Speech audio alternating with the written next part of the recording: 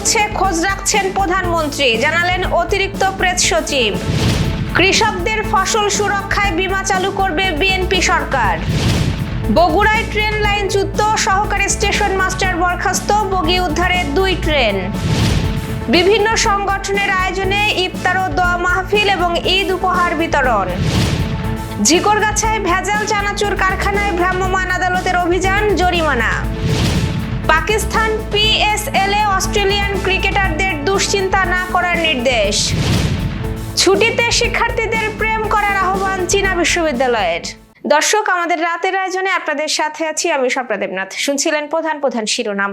এছাড়াও রয়েছে দক্ষিণ পশ্চিমাঞ্চলের রাজনৈতিক, সামাজিক, অর্থনৈতিক ক্ষেত্রের বিভিন্ন গুরুত্বপূর্ণ খবর। বিস্তারিততে যাওয়ার আগে আপডেট খবর পেতে গ্রামের কাগজের ইউটিউব চ্যানেল সাবস্ক্রাইব এবং ফেসবুক পেজ ফলো করে রাখুন। পবিত্র ঈদ উল ফিতরের সরকারি ছুটিতেও গুলশানে নিজের বাসভবন থেকে সরকারি জরুরি কাজ করছেন প্রধানমন্ত্রী তারেক রহমান। একই সঙ্গে তিনি বিভিন্ন সিটি কর্পোরেশনের কার্যক্রম সম্পর্কেও খোঁজ খবর নিচ্ছেন। আজ প্রধানমন্ত্রীর অতিরিক্ত প্রেস সচিব আতিকুর রহমান রুমন এই তথ্য জানান। তিনি জানান, ঈদের ছুটি শুরু হলেও প্রধানমন্ত্রী গুলশান এভিনিউয়ের বাসভবন থেকে সরকারি জরুরি কাজ করছেন, পাশাপাশি খোঁজ খবরও নিচ্ছেন কোথায় কি হচ্ছে। তিনি আরও জানান, প্রধানমন্ত্রী সারা দেশে খাল খনন কর্মসূচির অগ্রগতি যাচাই করছেন, কাজের গতি সময় মতো সম্পন্ন হচ্ছে কিনা এবং সংশ্লিষ্ট মন্ত্রীদের সঙ্গে কথা বলেও তদারকি করছেন। অতিরিক্ত প্রেস সচিব আরও জানান, প্রধানমন্ত্রী সিটি কর্পোরেশনগুলোর পরিষ্কার পরিচ্ছন্নতা বজায় রাখার জন্য সংশ্লিষ্ট মেয়র ও প্রশাসকদের সঙ্গে কথা বলছেন এবং কার্যক্রম ত্বরান্বিত করার নির্দেশ দিয়েছেন। যোগাযোগ রাখছেন সংশ্লিষ্ট মন্ত্রী ও প্রতিমন্ত্রীদের সঙ্গেও। বিএনপি সরকার কৃষকদের উৎপাদিত ফসলকে প্রাকৃতিক দুর্যোগের ঝুঁকি থেকে সুরক্ষা দিতে ফসল ইন্স্যুরেন্স চালুর উদ্যোগ নেবে, এমনটাই জানিয়েছেন খাদ্য, মৎস্য ও প্রাণী সম্পদ এবং কৃষি মন্ত্রী মোহাম্মদ আমিনুর রশিদ। তিনি বলেন, বন্যা বা প্রাকৃতিক দুর্যোগে ফসল ক্ষতিগ্রস্ত হলে বীমার মাধ্যমে কৃষকদের ক্ষতিপূরণ দেওয়া হবে, যাতে তারা আর্থিকভাবে ক্ষতির সম্মুখীন না হন। আজ দুপুরে কুমিল্লার আদর্শ সদর উপজেলার আমরাতলী ইউনিয়ন শ্যামপুর উচ্চ বিদ্যালয় মাঠে খাদ্য মন্ত্রণালয়ের খাদ্য বান্ধব কর্মসূচির আওতায় চাল বিতরণ অনুষ্ঠানে প্রধান অতিথির বক্তব্যে তিনি এসব কথা বলেন। অনুষ্ঠানের আয়োজন করে উপজেলা প্রশাসন ও উপজেলা খাদ্য নিয়ন্ত্রকের কার্যালয়। মন্ত্রী বলেন, নির্বাচনের আগে সরকার যে প্রতিশ্রুতিগুলো দিয়েছিল তা বাস্তবায়নে ধারাবাহিকভাবে কাজ করা হচ্ছে। অনেকেই মনে করছিলেন এসব প্রতিশ্রুতি কেবল কথার মধ্যেই সীমাবদ্ধ থাকবে, কিন্তু বর্তমান প্রধানমন্ত্রী তারেক রহমান দায়িত্ব গ্রহণের পর থেকেই সেগুলো বাস্তবায়ন করছেন। ঢাকা থেকে নীলফামারী যাওয়ার পথে বগুড়ার সান্তাহার রেল স্টেশনের অদূরে নীলসাগর এক্সপ্রেস ট্রেন লাইনচ্যুতির ঘটনায় ঈশ্বরদী থেকে আনা হয়েছে একটি উদ্ধারকারী ট্রেন। তাছাড়া সৈয়দপুর থেকে আরও একটি উদ্ধারকারী ট্রেন ঘটনাস্থলে আনা হচ্ছে বলে জানিয়েছে রেলওয়ে কর্তৃপক্ষ। এই ঘটনায় দায়িত্ব অবহেলার কারণে সান্তাহারের সহকারী স্টেশন মাস্টার শহীদুল ইসলাম রঞ্জুকে সাময়িক বরখাস্ত করা হয়েছে। আজ সন্ধ্যা 6:50 দিকে ঈশ্বরদী থেকে আসা উদ্ধারকারী ট্রেনটি ঘটনাস্থলে পৌঁছায়। পশ্চিম রেলওয়ের প্রধান প্রকৌশলী আহমেদ হোসেন মাসুম বিষয়টি নিশ্চিত করেছেন। এর আগে দুপুর 2টার দিকে সান্তাহার থেকে 2 কিলোমিটার উত্তরে বাগবাড়ি এলাকায় এই দুর্ঘটনা ঘটে। এতে বেশ কয়েকজন যাত্রী আহত হয়েছেন। এই দুর্ঘটনার কারণে উত্তর অঞ্চলের একাংশে ট্রেন চলাচল বন্ধ রয়েছে। বগুড়ার পুলিশ সুপার মির্জা সায়েম মাহমুদ বলেন, রাতের মধ্যেই ট্রেনটি উদ্ধার হবে বলে আশা করা হচ্ছে। যাত্রীদের নিরাপত্তার জন্য পর্যাপ্ত পুলিশের ব্যবস্থা রয়েছে। হাসপাতালে ভর্তিরত অনেকে চিকিৎসা নিয়ে গন্তব্যে ফিরে গেছেন। এবার যশোর সহ আঞ্চলিক সংবাদ। 28 রমজানে আজ যশোরের বিভিন্ন স্থানে ব্যক্তি উদ্যোগ সহ নানা সংগঠনের আয়োজনে ইফতার ও দোয়া মাহফিল অনুষ্ঠিত হয়েছে। প্রতি বছরের ধারাবাহিকতায় যশোরে এবার RN রোডের বিশিষ্ট ব্যবসায়ী ও সমাজসেবক হোটেল শামস ইন্টারন্যাশনালের স্বত্বাধিকারী সাইম সিদ্দিকের উদ্যোগে ইফতার ও দোয়া মাহফিল অনুষ্ঠিত হয়েছে। হোটেলে আয়োজিত এই অনুষ্ঠানে RN রোডের ব্যবসায়ী সহ সমাজের বিভিন্ন শ্রেণী পেশার মানুষ অংশগ্রহণ করেন। পশ্চিম বারান্দির নাথপাড়া মানব কল্যাণ সেবা সংঘের উদ্যোগে সুবিধা বঞ্চিত 200 পরিবারের মধ্যে ঈদের খাদ্য সামগ্রী বিতরণ করা হয়েছে। আজ বিকেলে সংগঠনের অস্থায়ী কার্যালয়ে সমাজসেবক আজিজুল ইসলাম বাবলু প্রধান অতিথি হিসেবে উপহার সামগ্রী তুলে দেন। এ সময় সংঘের আহ্বায়ক আবুল খায়ের সহ অন্যরা উপস্থিত ছিলেন।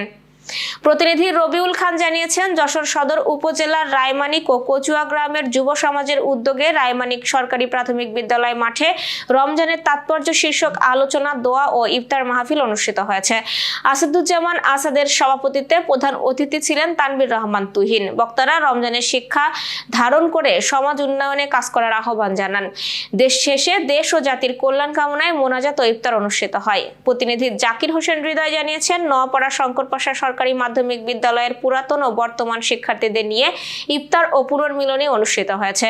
আয়োজন কমিটির আহ্বায়ক সাবেক অধ্যক্ষ রবিউল হাসানের সার্বিক পরিচালনায় অনুষ্ঠানে উপস্থিত ছিলেন প্রাক্তন ও বর্তমান শিক্ষার্থীরা। আয়োজনে আগামী বছর বড় পর্বের অনুষ্ঠানের আয়োজনের বিষয়ে সিদ্ধান্ত গৃহীত হয়। যশোরের ঝিকরগাছা উপজেলার দেউলি গ্রামের উত্তরপাড়ায় অবস্থিত আলোচিত মারিয়া চানাচুর কারখানায় ভ্রাম্যমাণ আদালত অভিযান চালিয়ে অস্বাস্থ্যকর পরিবেশে খাদ্য উৎপাদনের দায়ে মালিক আব্দুস সামাদকে 20,000 টাকা জরিমানা করেছেন। উপজেলা নির্বাহী কর্মকর্তা ও এক্সিকিউটিভ ম্যাজিস্ট্রেট রনি খাতুন জানিয়েছেন, গোপন সংবাদের ভিত্তিতে অভিযান পরিচালনা করা হয়। এই সময় কারখানায় অস্বাস্থ্যকর পরিবেশে চানাচুর উৎপাদন ও প্যাকেটজাতকরণের প্রমাণ পাওয়া যায়।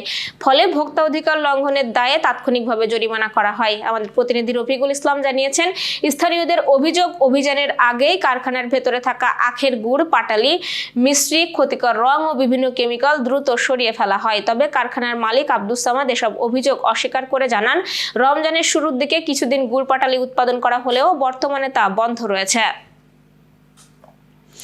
ঝিনাইদহের মহেশপুর উপজেলার নেপা ইউনিয়নের বাঘাডাঙ্গা জিনজিরা পাড়ায় ভুয়া ডিবি পুলিশ পরিচয়ে প্রতারণার অভিযোগে দুজনকে আটক করে পুলিশে দিয়েছে স্থানীয় জনতা।